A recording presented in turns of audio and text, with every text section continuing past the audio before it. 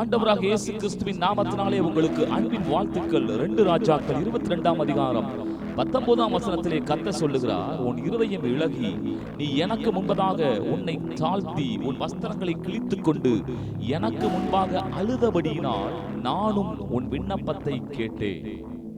இந்த ஆகாப் ராஜா என்பவன் இஸ்ரவேல் தேசத்திலே அதுவரை வந்திருந்த ராஜாக்கள் செய்திராத பொல்லாப்புகள், தீங்குகள், அருவருப்புகள், அசுத்தங்களை செய்தவன்.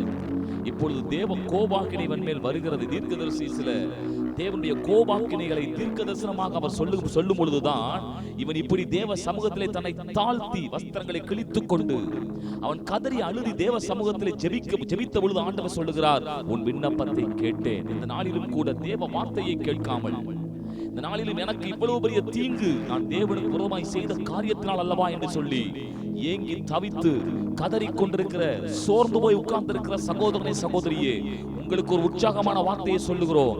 தாழ்மை உள்ளவர்களுக்கோ தேவன் கிருபை அளிக்கிறார்.